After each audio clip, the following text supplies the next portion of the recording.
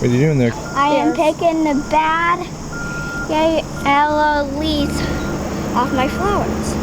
And since there's no more opened flowers, because they all got rotten, but these tiny ones right here are gonna be the ones that are growing.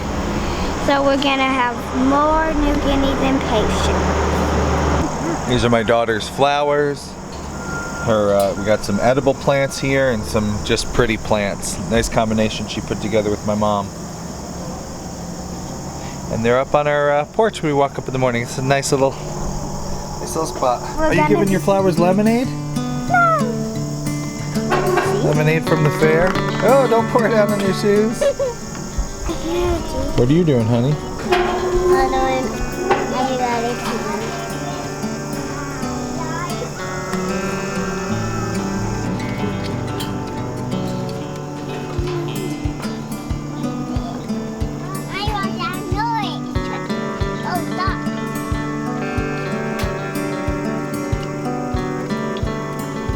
What are you doing? Watering everyone bowled.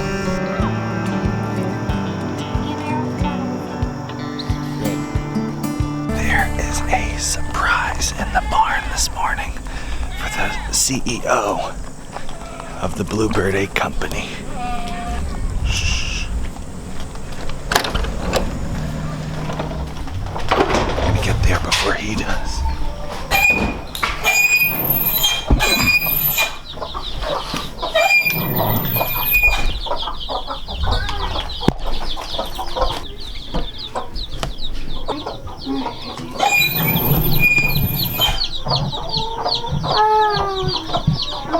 More chicks. Those are the chicks that Grandma gave me, right? What? Look how little. 1, 2, 3, 4, 5, 6, 7, 8, 9, 10, 11, 12. Look at that one. That one looks like it could be Bluebird Junior. Which one? That real light colored one? Yeah, that one. Our son lost one of his chickens this week. Lost it like it died. So this is his grandma felt sad about it, so she's replaced that one chicken with 12. Grandmas are good to have around. Yeah. What do you think, bud? Nice.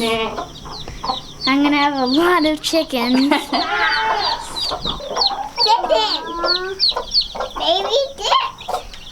Looks like not one didn't survive. Every single one survived the journey on the ship. It looks like. Baby. What are your plans for those chickens? I don't know. Just raise them for 8 chickens. And I also want to take some of my chickens to the fair, so maybe some of those little chicks might grow up to be really pretty birds that I could take to the fair.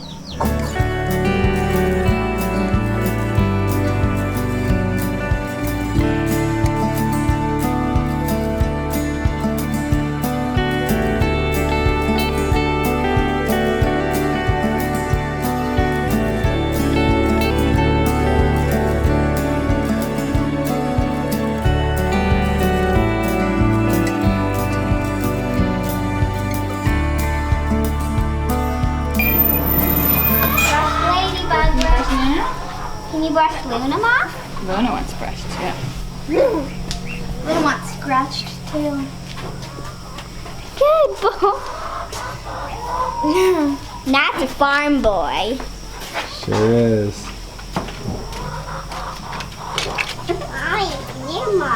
Yeah, Luna. Does she like you?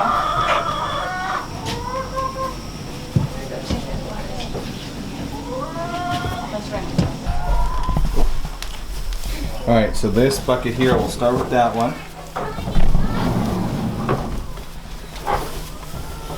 Fill that up. Talked about how my daughter wants to get a donkey, and I've said to her in the past that she has these ducks and she could take care of her ducks and prove she's ready for a donkey.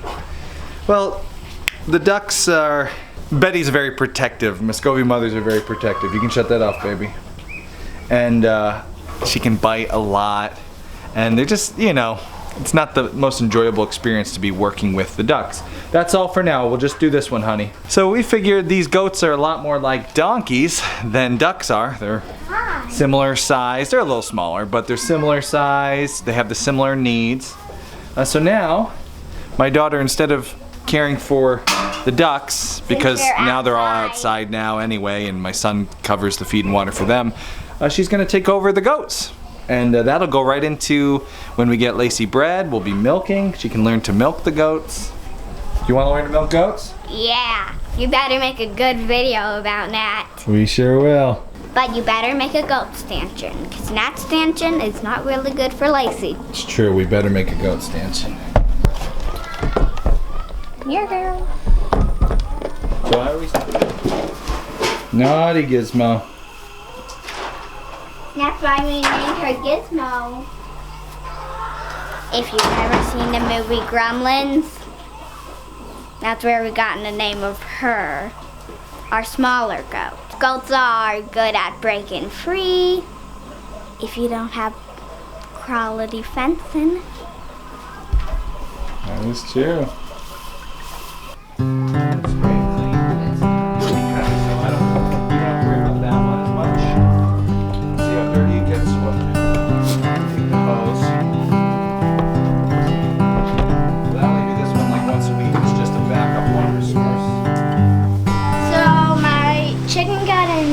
And tell which chicken's that? So, my chicken that I'm holding here, Cinnamon Stick, got injured. So, today we think that it's good for her to now go back with her friends and out of the hospital.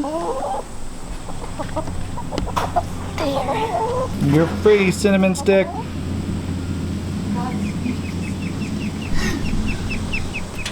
What's that room that we had her in? The hospital. And what else? The nursery. That's our hospital / nursery, where we keep all the injured chickens and chicks. We should put a sign on the door like the Red Cross. Yeah, I thought of that. Hey, Daddy, I'm gonna have too many chickens to name. I'll be like, hi, Bluebird. No, that's Bluebird Jr. Uh-oh, duckies are getting out. Let's go get them back in. My plan is backfired. Uh-oh. Luna, where you going, Loon? Oh, cows! Cows on the run. Come on, Loon. Get back in. There you go. Go give him some water. It's like a bath. Come on, Loon. Get back in there.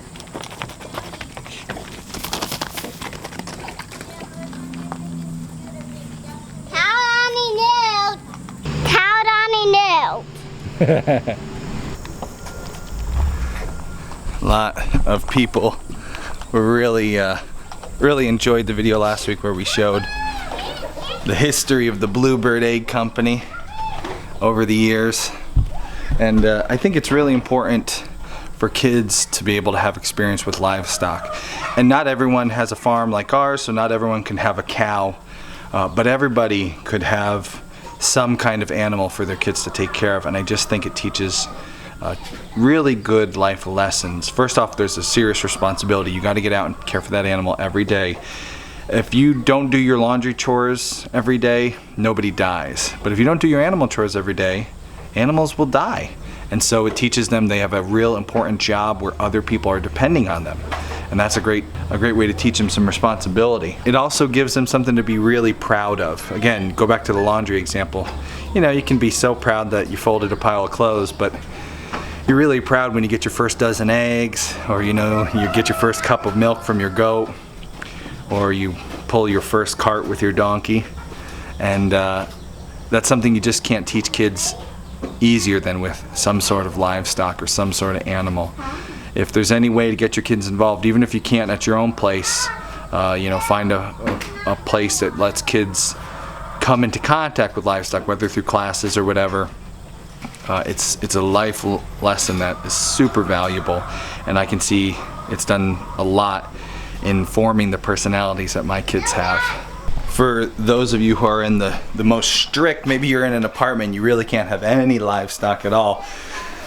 Even I noticed with my son, he had fish from our aquaponics thing. You could set up a very small little aquaponics fish bowl and then just a little, you know, herb garden. And what we're doing right now here is we're just pouring the fish water every 3 days into the herb garden. It's not even on a hooked up system. It's not technically aquaponics, but the fish are providing nutrients for the plants, and the production you get from those goldfish are those herbs or those plants.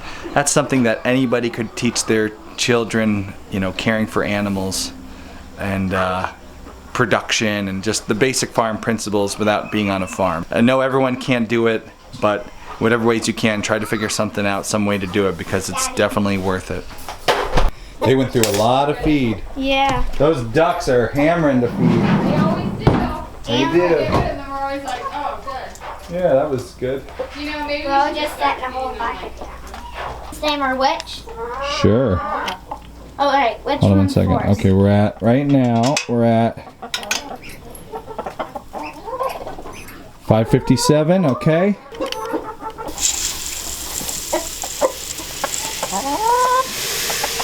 There's no more feed? No more? Okay. Only teensy bits you can barely even... I'll go get a little bit more, bud. We're gonna need it. So now we're at 13.31. 557 minus 13.31. Where'd my phone go? There it is. Daddy. Go get a little more feed, bud, if you There's can. someone all by itself in here. Let's see. 7.4. Get those chickens in, guys. Chicken time. A couple videos back, Accountant Mike was here, and he was helping us figure out how much we should charge, how much the Bluebird Egg Company should charge for eggs. And he talked about the importance of tracking your expenses on the homestead, figuring out how much you're actually spending on things. And so we've been tracking now for a few days. As soon as you start tracking stuff, you pay more attention, because by nature you're paying more attention. You pay more attention to what you're going through. I just realized that in 3 days we're going through a 50-pound bag of layer mash. That is, around here, that's about $11 cost just in feed every 3 days, and we are not earning $11 back in eggs by no means. So we have to, it's good to track your expenses because it makes you say, oh, we got to change some stuff up. So I can tell the ducks are hammering the feed, so we're going to do something about putting the ducks out on more pasture, letting them, you know, forage for more of their feed because they're hammering the layer mash. We'll get the Muscovies out, and we'll get the chickens back on just their layer feed while the Muscovies work harder because we don't need high production out of Muscovies, for sure. Animals like that can forage if they need to, but if you give them a big feeder full of feed, they have no reason to forage. They got the feed right there. But we're going to give them a reason to forage today.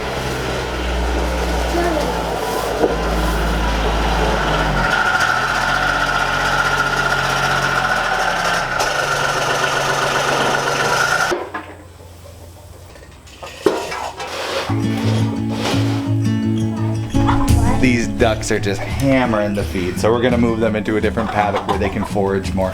So let's start, you start getting the ducks out and you start getting your chickens in, okay?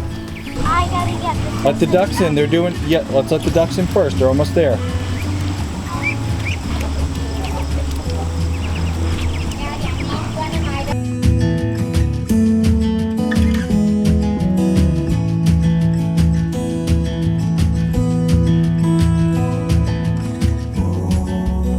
Why don't we leave your Sussex and the ducks in here? They're all good foragers. Yeah. Let's do that. We can leave them all in here. Your Sussex are all in here. Okay, we're gonna do that. We're gonna leave the Sussex and the ducks in the same, because the Sussex are a more homestead breed. They're supposed to be good at foraging, just like the ducks. So we're gonna put all them together and see how that works out. It might work great, it might work awful, we'll see. So let's get Betty and Don in here and the last of the ducklings. Ooh, this is quite the operation, trying to get everybody together.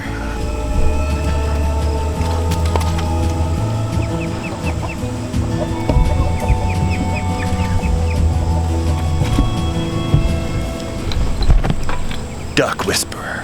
Shh. Duck. Good job. Keep them coming my way. Come on right through. Keep walking them my way.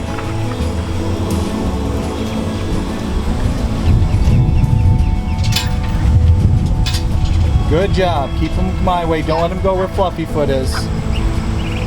Quick. Don't let them go there. You already got Don and Sun Duckling. Yep, keep them coming this way. This is perfect, they'll go right in. Go on, Homestead breeds. They're all there. All right, now let's get the feeder back in, but with less feed, because we don't want to encourage all these guys to forage. The Sussex and the ducks in a new pasture here. They got a safe coop to go into at night, and they have access to the cows' pasture, which is what I wanted, because they will be foraging on cow poops and flies and all that stuff. So, okay, this thing is too full, bud. Let's dump. Yeah, I don't want that much in it, so let's dump some of that in the other egg container. Kay is making room in the back stall for the cows, because we're planning this fall and winter we need a stall to keep cows in. Not all the time, the cows can stay outside most of the time, but you know, really bad weather, inclement stuff, you need a spot for them. So we're going to move all the chickens into this coop, which I'm not thrilled about because there are way less nest boxes here. So we're going to have to take care of that issue.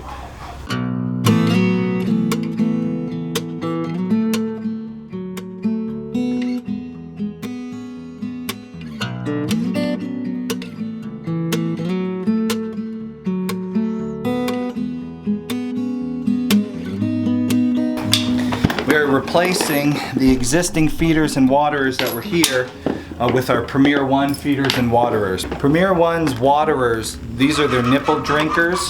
This is the nipple drinker, and this is their feeder. They're just really good quality, durable, plastic. They last, they don't break, and I love using these things. So I'm gonna hang a nipple waterer. It'll keep it drier here in this run than one of those bell waterers, and you don't have to clean the water as much. And we've hung chains because it's always good to hang your feeders and your waterers, get them up off the ground. It means less poop to deal with, less mess. So we're just gonna go like this.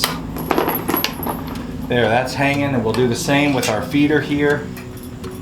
Actually, I gotta swap it. Oh, I'll swap these out here.